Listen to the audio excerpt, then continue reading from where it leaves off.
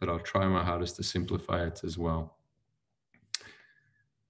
Before we do that though, I caught up with Mike Shagru earlier this week and we went through a case of depression, and I'll present to you how he thinks about the case, and he has some very interesting insight. This is a case of a middle-aged male with severe depression, been on multiple different types of treatments, never really found a solution to his problem, and he came to us for brain mapping to understand his problem better and explore if he's a potential candidate for TMS. So we'll kind of skip to through the structural data because that's not really where the interesting thing is. And essentially, when you subset this, there's a couple guys that are high yield. So you obviously don't want to look randomly, but in general, if you pull DMN, CN, and salience as some combination, you almost always find targets. Now, the first question is, of course, if you look at DMN and CN, that's a high yield one, particularly for anxiety, and many of these patients are comorbid. So if you look, for example, there's 8AV. This is a classic one. We treat for anxiety. He already has 2 anomalies there. Now, he might not have an anxiety as a prominent feature, and left PGS is another one that we find is helpful to include in this. But let's assume that they don't, just to show you where those are located. These are 8AVs in the DLPFC.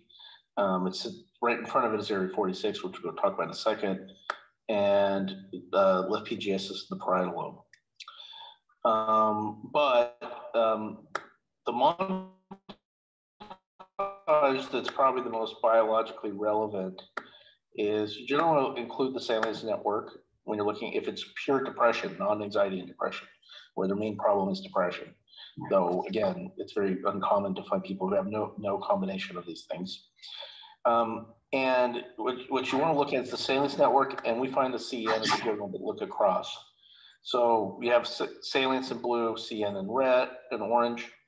And obviously we're looking at columns.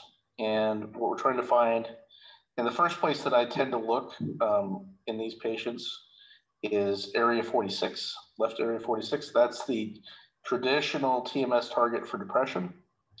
And I don't always go there. And it is a little bit of a fishing expedition. You have to remember where it sits in this giant grid. So let me break my bifocals out. Yeah, so if you look at this one, that's area left 46, and it has an anomaly with left PGS. So when you see that combo in the depression patient, it kind of is a do not pass go, you know, unless it's pretty much normal or there's many more abnormal areas, you include that. Because if you look at this particular case, PGS has a couple different anomalies. Now, PGS is part of the, you know, a different network, but particularly when you start seeing that show up on anything with area 46, it ultimately is, we should use prior knowledge. This is where the randomized trials are really trying to aim. And you really want to make sure you're in the DOPFC and that you're in the correct parcellation here. So ultimately, if you look at this, I default to, if 46 is not unless there's something else that's screaming at you. If they have problems, make sure you hit 46, include that. Now, the question is, do you need to do anything else? And you can make an argument for TE1M. That has several anomalies. It's in the temporal lobe. That's what T means. It's temporal area, part E, area 1 medial. This case is on the right side, though that's often bilateral. So if you see it, this is a kind of tricky one if you're doing theta burst because they're going to get muscle twitching. So you might not be able to get them to get through the whole treatment, but with patients and things, they usually can get used to it. It's just ultimately just the temporalis muscle twitching. And again, you can look at other areas. You could also include a PGS AAV thing, depending on comorbid symptoms, depending on what's going on. And that's kind of what I look for. Now, let's say I don't find any of that. And let's say we didn't have, you know, we didn't have anomalies at the typical locations of 46 and, you know, PGS and T1M. But we started looking at these other characters and there's no other ones that are equal. So how do you go looking if there isn't something that jumps off the page. And this is common in people, especially if they had TMS. You can often normalize things, but they still have anomalies in different networks. That's why they still have depression. And it's really interesting. It's very uncommon, we found, that if someone's had TMS at a parcellation, they still have a lot of anomalies. Not that we don't see that. So other combinations that are interesting is looking at something like salience and the limbic system, or you could look at salience in the medial temporal lobe. You can see that if you look at this in this, again, you're always trying to look at not only the main one, but the cross-hatching. And so you can see that there's a number of different things. And, you know, basically look at EC, that's the entorhinal cortex. That's part of the amygdala complex. This is an orbitofrontal region, and this is how it talks to the salience network. So that's a good one. OFC is right next to the subcallosal cingulate. So it's obviously a good depression area. This is right with the amygdala. So you get down to it, you say you can't hit the amygdala, but you can hit things that are talking to the amygdala incorrectly. So that's one thing you can find targets on. The other one, when you look at the limbic one, we'll just bring this out here. Other good ones to look at are pairings with area 25. And show you what area 25 actually is. Here you go. And so it's in the subcallosal cingulate gyrus. This isn't it. This is one of the older areas. But to show you where it is located in space, it's right there. And when they were doing DBS studies for depression, which had mixed results, this was what they were attempting to target, though they didn't have the precision that we could provide with this. But ultimately, what we're looking at is that this is almost always abnormal in depression patients. So there's some argument to say that if you look at something like the, you're looking at how, say, the salience network or the central executive network talk to area 25, and so that might be useful. So if I'm looking for something, it's rare that I get to this level of complexity, but just showing some ideas. Particularly, this is really more for people who've had a bunch of treatment because their connectomes are different and we don't have tools that are ready to handle really complex connectomes. So you sometimes have to go looking. Though I will say that if you click these 3 buttons, 98% of the time you will find a target. Usually you'll find multiple targets, and the discussion is, you know, how many do you really want to treat? Mike, quick question. If you have the 8AV and one is overconnected, i.e. red, and the other one's underconnected, i.e. blue, would you use CTBS or ITBS? How would you decide in that setting? I don't have a real clear answer on this, but I'll give you the general thing. If it basically is 4 reds and 1 blue, I'd turn it down. If it's, you know, occasionally there's some, you know, that solution, you know, which is majority vote, it doesn't work. And then if it really gets down to a tie, ultimately you have to use gut. So if you think about anxiety, seems like you want to go turn down. If you're thinking about depression, you want to turn it up. If you're doing therapeutic rehab, you want to turn it up. Unless you think you're treating the opposite side where you want to turn it down. And now there's a RCT recently in glioma patients that shows that the real treatment should be to turn the good side down so they can recover from their, and I mean, there's class 1 evidence now. So it's, you know, when we're treating post-op patients, we should be turning it down. So you have to think a little bit through the mechanism and like a doctor to try to get these kind of answers. But the simplest ballpark. So that ends the discussion with Mike. I think a take-home message there for your depressed patient, you'd use the anomaly detector and look at your central executive network and your default mode network, and you might combine a salience. And some of the areas that come up fairly often are your 46, your 8AV, your T1M, and your PGS. So they're areas that come out pretty often. So if they appear abnormal, they're usually pretty good targets. Okay, I'm going to carry on. So we're going to talk about the parietal lobe, which is a very complicated lobe in the brain. Parcellation-wise, it's got 24 parcellations on the lateral surface and 14 on the medial surface. And evolutionarily, it's very, very interesting from the point of view that when you study macaque monkeys, they don't have an inferior parietal lobule. So what's happened evolutionary is that the entire parietal lobe from the macaque monkeys shifted to the superior parietal lobule and the interparietal sulcus. And now inferior parietal lobule is a completely new structure. And what's further interesting is that this structure is connected to a lot of our major networks that we're talking about, such as the central executive network, the default mode network, and the dorsal attention network. So the evolution in that part of the brain plays a significant part in relation to making us human. So what is its function? So from all the complexity, it's nice to draw a single function. And if you were to describe the parietal lobe, its role is in sensory binding. In order for us to be able to make sense of things, we need to make a single sensory experience. So we need to pull together all our visual information, auditory, sensory, vestibular, and all our sensory elements in order to combine that and make a single experience. The neurons in this area are very complex with multimodal sensory fields. And it also leads to bizarre problems when we've got lesions in this lobe, such as on the left side, language disturbance, dyspraxia, Gerstmann syndrome, which involves finger agnosia, acalculia, and confusing right and left. On the right side, it's well documented to be responsible for neglect. And there's different types of neglects, as neglect of ourselves, as in egocentric neglect, or neglect of the environment, such as allocentric neglect.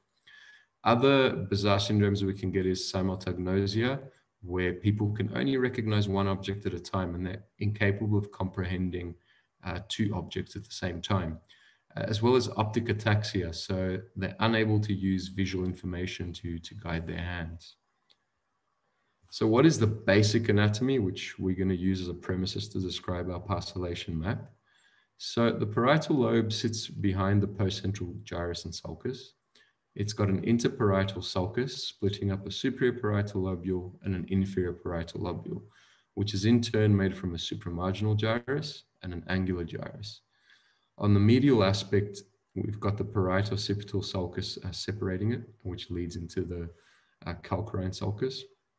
And that area is called the precuneus, and we've got a posterior paracentral lobule. So a good way to look at the parcellations of the parietal lobe is to split them up like we've done with all the other brain lobes. So the parietal lobe itself is split up into an inferior parietal lobule, the temporoparietal occipital junction, also known as TPOJ, the interparietal sulcus, which has 8 parcellations and is very connected, and the superior parietal lobule. On the medial surface, we've got a subparietal area, we've got a posterior cingulate cortex area, we've got a precuneus area, and we've also got the parieto-occipital sulcus. So let's begin. So the first region we're going to talk about is the inferior parietal lobule, that uniquely human evolutionary part of the brain. And this has 7 parcellations. We've got PF, PFT, PFOP, and PFM, which are parcellations that have a lot of functional connectivity with the rest of the brain and the parietal areas. And then we've got the 3 parcellations in the back, PGS, PGI, PGP, which are also related to the default mode network. And interestingly, they're not very functionally connected with the other parcellations in the parietal lobe because that's a task and negative network. So it's not associated with active functions. So what are the connections? Connection-wise, they're connected to the superior longitudinal fasciculus and the inferior longitudinal fasciculus. So that superior longitudinal fasciculus connects all the areas around the sylvian fissure, and the inferior longitudinal fasciculus connects the medial and temporal pole areas to the medial occipital areas. So what are their functions? So PFOP, PFT, and PF have a tool-based mirror neuron system. And what that does is it allows us to observe people performing manual tasks and learn from them performing their activity. So it's the part that's active when we're looking at other people to learn a new activity. PFM more posteriorly is important for non-spatial attention tasks, switching our choices and reorientation. So when we're changing decisions, this part of the brain's pretty active. Now, PGS and PGI, as we explained, responsible for the task and negative networks. And in addition to that, PGS is responsible for visuospatial attention. And it's active during any biological motion that we might be experiencing, as well as processing numbers. PGI, on the other hand, is active during facial recognition and listening to stories. The final parcellation in this inferior parietal lobule area is PGP, and that's actually an intermediate parcellation between the occipital lobe and the parietal lobe, and important in visuospatial processing, looking at things from our own perspective or from the perspective of others, i.e. egocentric or allocentric perspective. And based on that, it actually allows us to make moral decisions. And finally, it's also got some importance in determining semantic content. Okay, the next part we're going to explore is the TPOJ, or temporoparietal occipital junction. Very new parcellated part of the brain with different functions between the three TPOJ parcellations. Connectivity-wise, again, it's connected to the superior longitudinal fasciculus and that inferior longitudinal fasciculus. And when we look at the function of these areas, one common function between the three TPOJ junctions is looking for incongruities. So if you've got a situation where you're expecting a certain stimulus and you see something else, it's the part of the brain that's able to pick up, there's a difference which I wasn't expecting. And based on that, it allows us to resolve these incongruities. And finally, it's also involved in saliency, so placing importance on different tasks or different objects. And also theory of mind, which, remember, we described in the previous sessions that theory of mind is the ability to assign a mental state to ourselves and a mental state on others. And we use that for social interaction. Without it, it would be very difficult for us to interact socially. Now, the TPOJ2 has shown more activity compared to the other two parcellations when viewing one's body compared to a place or tools. And TPOJ3 is more active when looking at faces as opposed to other objects. Now, the interparietal sulcus has 8 parcellations, and this exemplifies the principle of even sulci in the brain have very important areas. So traditionally in neurosurgery, we think a good approach is to actually approach deep structures in the brain through a sulcus because we have this misguided belief that we're going to cause less damage to the brain. But when you start analyzing the brain through parcellation maps, something like the interparietal sulcus has 8 parcellations. So it's got a lot of function in that sulcus. So it's got 3 parcellations on the inferior bank of that part, of the interparietal sulcus, so IP2, IP1, and IPO. And we've got 2 parcellations on the superior bank, IPS1 and AIP. And then we've got additional parcellations of LIPV and LIPD. So what do they do? Well, before we get that, we'll look at the connectivity. Again, just highlighting the importance of the interparietal sulcus. When we look at the different tracts connecting this part of the brain to other areas, we've got the superior longitudinal fasciculus, the inferior frontooccipital fasciculus, and the middle longitudinal fasciculus.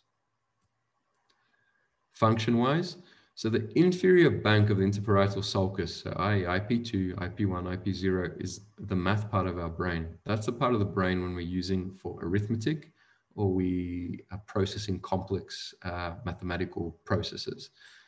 It's also got some function for fine finger movements. More specifically, IP1 is active during primary contrasts, interpreting motor cues, and more active when we telling stories. IP0 is a more mathematical parcellation, and what it actually does is it transforms symbols or numbers on a page So i.e., if we're looking at an architectural plan with different measurements, and then we're trying to conceptualize, what 6 meters by 3 meters by 2 meters will be if we're looking at a room, for instance. That's the part of the brain that's able to conceptualize that type of information. IPS1 on the superior bank, that's responsible for giving us a feeling of object constancy. So if we enter our house every day, we've got an idea where the television is, where the table is, and so on and so on. And it allows us to establish a map of permanency in our brain. So when things change, it's able to detect that change. LIPD, so this parcellation here, is important for mapping the visual contralateral space and allowing us to adjust saccades, so sudden eye movements in response to important areas. LIPV, again, responsible for sudden eye movements, but it also combines this with visually guided reaching and pointing for an object. MIP, also responsible for arm movements in relation to this context. Finally, AIP, sitting here anteriorly, what that does, it's very important in grasping activity of our hand. It allows us to recognize objects when we're feeling them. It allows us to shape a hand for an object that we're about to touch. And it's got very complex receptor fields, i.e. it's got neurons orientated for different grips and hand shapes. We're going to go on to the superior parietal lobule, which has 6 parcellation. So we've got 7P parcellations, so 7 AM, 7 PM, 7 PL, AL and PC, and 1 VIP parcellation. Connections-wise, we've got connectivity with the IFOFT, so to the inferior frontal orbital cortex and dorsolateral prefrontal cortex. And we've also got a connectivity with our middle longitudinal fasciculus, so occipital lobe to the superior lateral temporal lobe. If we're looking at functions, the 7 areas tend to have a difference between left and right. So the 7PC parcellation, so this one here, on the left side, it's involved in imagination, whereas on the right side, it's involved in language comprehension, sexuality, and working memory. 7AL and 7AM, on the other hand, they're really important for self-centered mental imagery and processing a lot of different types of information in relation to space, vision, shape. And what they actually allow us to do is look at motion information and execute plans in relation to that. 7PL and 7PM are sitting more medially in that superior parietal lobule. And again, they show differences between left and right, with the left side involved in many different aspects, such as vision, motion, space, vision shape, like the 7AL and 7AM. And on the right side, it's important for episodic memory retrieval and also motor learning. Finally, the VIP sitting here on the very top of the superior parietal lobule, what it does is that actually demonstrates directional selectivity. So it's using all our different senses, such as auditory sensors, tactile sensors, vestibular sensors, to get an idea in relation to which direction an object is moving and how that relates to our body. Now we're going to move to the more medial areas of the parietal lobe. Again, very complex and almost encyclopedic in trying to catalog their functions. So the first area we're going to talk about is the subparietal area, 3 parcellations, the 31s, 31A, 31PD, and 31PV. When we look at this area, and as well as the posterior cingulate complex, when we're looking at the brain in terms of functional connectivity, it's some of the most functionally connected parts of the entire brain. And again, this is the areas where we find the default mode network, so it's not really by chance. So what's the connectivity? Well, the cingulate bundle, because that's the tract that sits in this cingulate gyrus, and also the corpus callosum. So there's bilateral connection between these 2 areas, and it uses the forceps major of the corpus callosum to do that. So what does it do? So 31A does a lot of different things. It's active when we're trying to orientate our body in space in terms of, say you want to get through a narrow corridor and you've got to shift the shape of your body to get through. That's what this pastillation does. But also important in working memory processing for place and our body imaging, on observing socially interacting objects, and also recognizing the emotional aspects of a face as opposed to a face that looks neutral. 31 PD and PV sitting a little bit more posteriorly, again active during episodic memories, when we use our working memory to decide what our body and face images are like, and also active for listening to stories and observing socially interacting objects. So if you're in a room with different people and you're trying to figure out who's friends and who's not friends, who likes someone, who doesn't like someone, this is the type of area of the brain that's able to process that type of information and make conclusions. The next area we're going to talk about, which is a highly connected area as we described earlier, is the posterior cingulate cortex, very involved with our default mode networks. And the areas, these are predominantly the 23 areas, so 23C, D, dorsal 23AB and ventral 23AB, as well as the retrosplenial complex. What do they do? We'll hear about that now. But sorry, the connectivity of these areas, again, like the previous subparietal area, is the cingulate bundle and the corpus callosum connecting both sides of these areas. So if we look at function, again, very encyclopedic, and they do lots of different things. So V23AB is again active when we're trying to orientate our body based on visuospatial information, important for working memory processing of place and body image, and also analyzing the interactions of social objects. 23AB, 23C, and 23D, important for retrieving episodic memories, again for using our working memory to decide what our body and face images look like, listening to story, and again looking at socially interacting objects. This interesting pastillation, the retrosplenial complex, is our autobiographical pastillation, so it keeps track of our CV, so it understands what we've done in our life and where we are presently. And that's a part of the brain that fires when we're telling people about ourselves and what we've done. The precuneus area has 1-7 pastillation, 7M, similar to the supraparietal lobule, and PCV. Connection-wise, again, that cingulate bundle, which is in the vicinity, and bilateral connections from one side of the brain to the other through that forceps major. Function-wise, it's involved in visuospatial motion perception, so our feeling that we're moving or not moving. It's important for consciousness, and also, again, looking at socially interacting objects. Finally, this part also looks at recognizing emotional faces as opposed to non-emotional faces, and it allows us to compare feature dimensions between two objects. If looking, for instance, if something's larger or smaller, these are the pastillations that tend to fire. Now, the final pastillation area in the medial parietal lobe is the parietal occipital sulcus, a very long sulcus. And again, it's actually got 4 pastillations. On the anterior bank, we've got POS 1 and 2. And on the posterior bank of that pastillation, we've got the prostriate area and DVT, dorsal visual transition area. What are they connected to?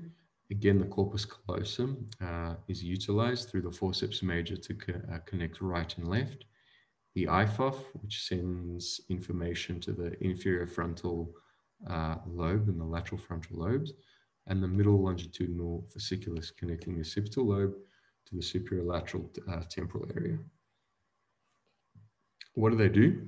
So PO2 and PO1, POS2 and 1, they're both important for working memory processing. But POS2, so the upper one, It sort of processes working memory in relation to a place, a body, and a face. However, POS1 only looks at place images and not the other factors. Again, this part of the brain is important for comparing visual dimensions. And POS1, like other parcellations in the region, focuses on socially interacting objects and also allows us to understand a scene. So if we've got a peaceful scene, there's some comprehension as opposed to a violent scene or a scary scene. And this is a part of the brain that allows us to understand that.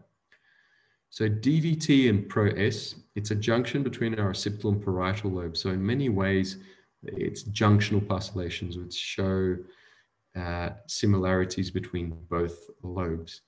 The DVT is connected to the dorsal visual pathway, so the where.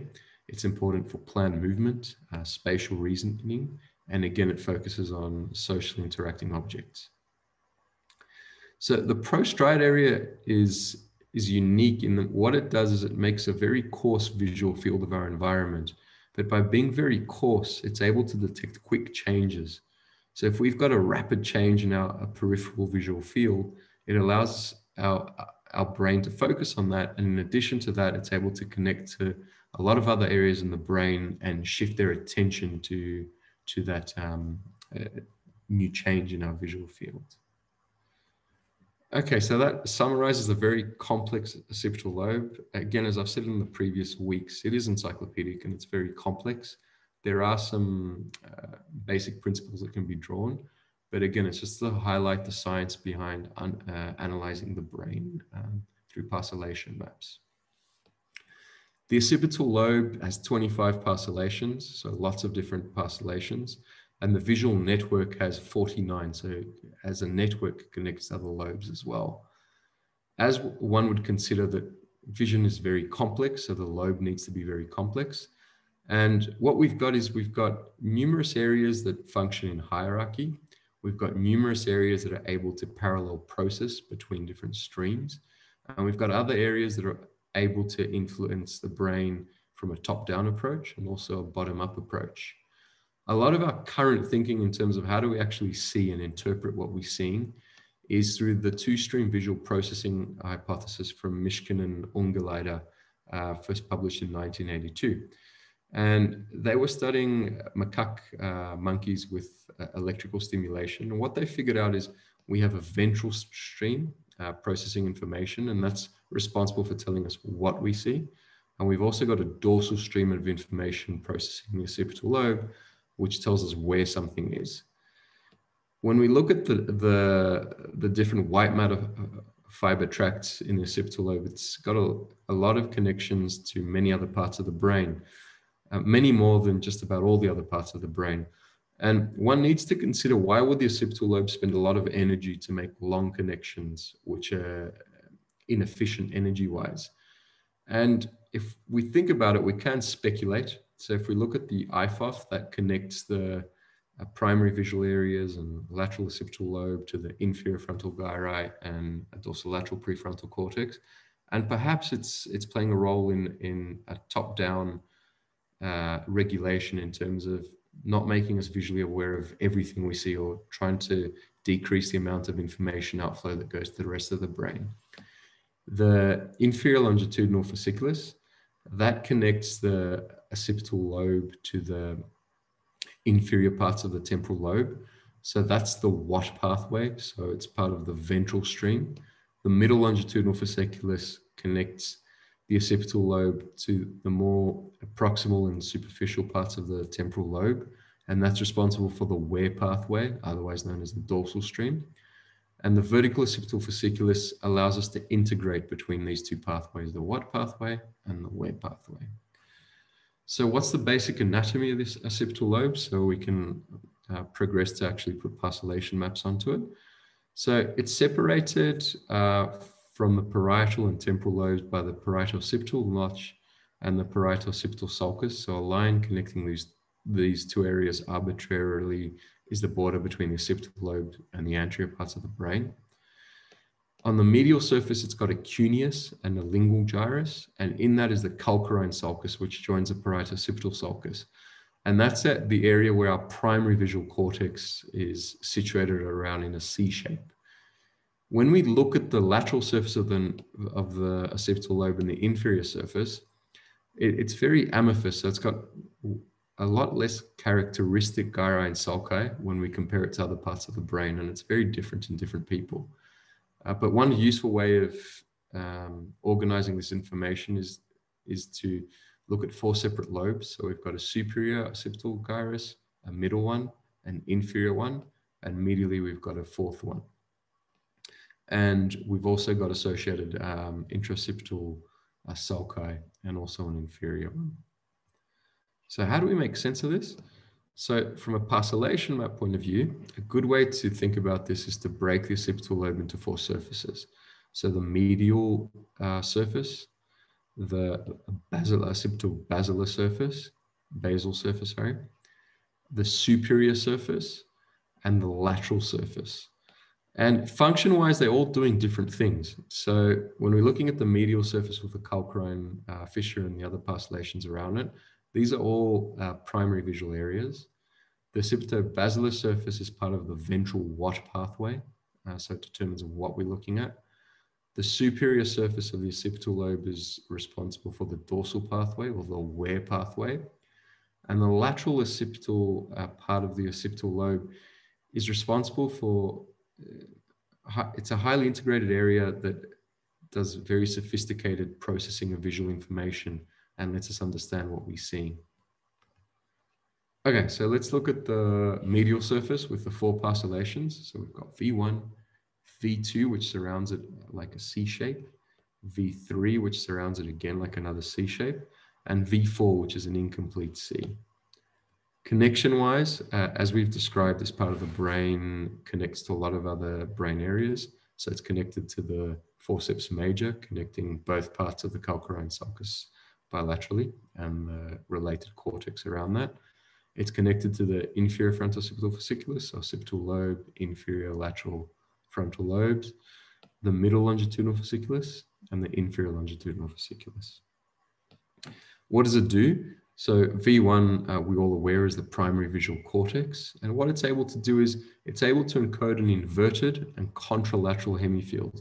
So we see things on the opposite side and upside down when we look at them in the V1 parcellation. And this V1 parcellation is the part of the foveal part of our retinotopic map. So it looks at all the details in our visual fields. V2 and V3 are primary visual cortices that look at progressive areas that are distant to the fovea. So it's the peripheral vision part of the brain, where V2 is a little bit closer to V1 than what V3 is to V1. And as we get to V2 and especially V3, our receptive fields are much larger than what they are in V1. And a lot of the time they've got a direction-specific organization, and it's able to look at broad receptive fields and adjust the change, and then send it on to more hierarchical parts of the visual cortex. V4, sitting more posteriorly, that's responsible for encoding texture, patterns, form of objects, color perception, and ultimately allows us to be able to perform pattern recognition. So let's look at the occipital basal surface. So we've got 7 parcellations, V8 and PIT and FFC, and information generally flows from V8 to PIT and then to FFC. Then we've got VVVC and 3 VMV parcellations, 1 to 3. Connection-wise, we connected to the inferior longitudinal fasciculus and that small tract called the vertical occipital fasciculus, which connects the dorsal and ventral visual pathways of the brain. So what does V8 do? It's responsible for color perception. Then it analyzes the information and sends it to PIT, and that's able to give us different elements of color perception, such as hue, saturation, and brightness. And what FFC here does, it's a stream, it's a hub which receives a lot of information from neighboring parcellations. And what it's able to do is create a facial form. So it looks at the different static and dynamic details of a face and how we perceived it. And it's able to construct a form for a face and allowing us to understand that. And if we remember from the temporal lobe, where we had the more anterior parcellations responsible for facial recognition on the fusiform gyrus, it's not unreasonable that it does that.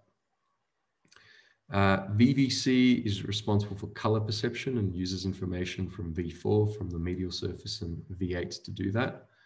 And what it does in addition to that, it allows us to detect a color in a monochromatic field and just give us that perception of an initial color detection. VMV 1, 2, and 3 are these medial parcellations, and VMV 1 and 2, they're able to integrate color and texture and different forms of an image and allow us to holistically recognize a place. And VMV3, on the other hand, does the same thing, but instead of a place, it allows us to recognize objects. So what we're going to describe now is the superior surface of the occipital lobe, which we said was responsible for the dorsal and wear pathway of visual processing. So we've got 5 parcellations. We've got V6 medially, and then we've got V6 anterior, V3 anterior, V3B, and V7. Connection-wise, again, a very highly connected part of the brain, and that makes sense because if we're trying to make a map of where different things are, we've got to be able to transmit that information to other parts of the brain. So we're connected via the corpus callosum, the IFOF, and the middle and inferior longitudinal fasciculi, as we've described previously. So as a wear pathway, a lot of these parcellations are responsible for evaluating movement. So the V6, which is medial here, is responsible for analyzing visual motion. V6 anterior, what that does is it uses a peripheral visual stimuli to evaluate different types of spatial information and then coordinate our eye and arm movements in relation to that, i.e. hand-eye coordination. V7, on the other hand, instead of using peripheral vision, uses foveal, a very detailed retinotopic map to shift our visual attention. V3A again uses a retinotopic map, so the foveal parts of our retina, and it's very highly sensitive to different motions and contrasts between moving objects. In addition to that, it's able to use that information and integrate it between the left and right side of the brains through the corpus callosum. Finally, V3B is important for establishing kinetic boundaries of different objects. And again, if we want to see a moving truck or a moving car in our visual field, it's very important for us to understand what those boundaries are in relation to the static scenery behind a moving car or a moving truck. So the lateral surface, as I aforementioned, is a very complicated part of the occipital lobe and binds all the information from the dorsal and ventral streams to make a decision in terms of what we're looking at. Interestingly, functional connectivity wise, most of these parcellations are interconnected to each other and they don't connect to other parts of the brain. It's only the FST and PH parcellations inferiorly which use other tracts to spread that information to other parts of the brain. And if we're looking at graph theory, these function as hubs. So the tracts in this area are the superior longitudinal fasciculus and the inferior longitudinal fasciculus. And again, the 2 parcellations that connect to those tracts are predominantly of the FST and PH. So does the FST and PH connect to the superior longitudinal fasciculus, which is responsible for semantics and language, and use all the complicated visual assimilations to bring visual into our semantic understanding? It's an interesting question. So let's look at the parcellations. So we've got V3CD, which, as described, integrates object details for a holistic understanding of an object. LO1, LO2, and 3 are higher order cortical areas. So LO1 integrates foveal or central visual field information to understand information from the visual streams. Whereas LO2, what that does is it uses the V2 and V3 areas, so the peripheral vision, to comprehend different objects based on the input from the ventral and the dorsal pathways. VO3, again, it's a combination of the two parcellations and essentially works similar to LO1 and LO2. V42 is important for motion and shape-sensitive recognition. And again, it combines information from the ventral visual stream and the dorsal visual streams, and is responsible for a global motion perception. The final parcellations we'll look at is MT, are MT, MST, FST, and PH. MT neurons are very direction sensitive. So what they're able to do is take information of a moving object and make it into a two-dimensional map based on the directionality of movement of that object, and allow us to comprehend motion in our visual field. Also responding for comparing binocular information from each one of our eyes and looking for discrepancies.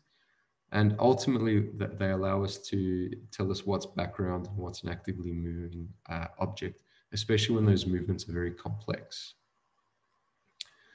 MST, like many other parcellations, are responsible for global visual motion and how we perceive our own motion in relation to our environment's motion.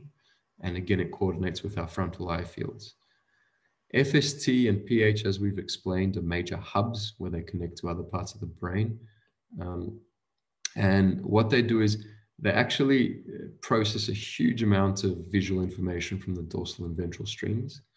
And again, they use that for motion and form-sensitive information. Finally, what PH does is it encodes space-specific information to form spatial maps, i.e., again, a part of the brain important for understanding where things should be in relation to our visual fields. So this concludes all the parcellations of the occipital lobe. Again, highly complex. I don't expect anyone to remember them verbatim, but it does do justice to how the actual lobe functions. And interesting to know about, but not necessary to be able to interpret brain maps, as we saw in the case earlier. So we're sort of a little bit ahead of schedule looking at the different lobes of the brain. So what I wanted to do next week is actually look at the connectome in disease and also potential applications for TMS in relation to that. Because in some of the earlier sessions, we did have some interesting questions which I think in relation to different diseases such as schizophrenia, which I think we can elaborate upon. So I'm going to choose a few different conditions from the mood disorders to neurological disorders to neurosurgical disorders, and try and explain how you can understand them from a connectome point of view. Thank you. Awesome. Thanks so much, Chris. Thank you again for another brilliant session. I think we haven't had questions before, but I'll open up to the floor in case there are any questions. Feel free to, you can raise your hand and then I can unmute you, or you can type it into the chat bar. I'll give it a moment or two.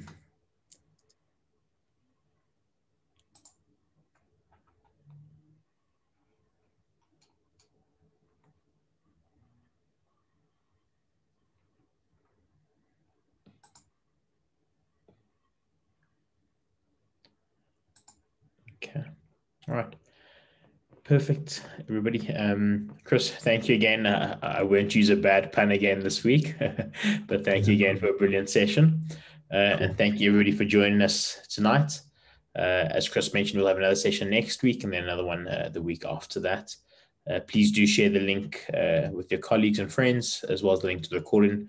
All the videos are on YouTube, and I'll upload the session by Friday as well. Otherwise, thank you all for your time. Chris, thank you again. Thanks, Chris. Have a good evening. Appreciate everyone. Thank you. Have a good night. Cool.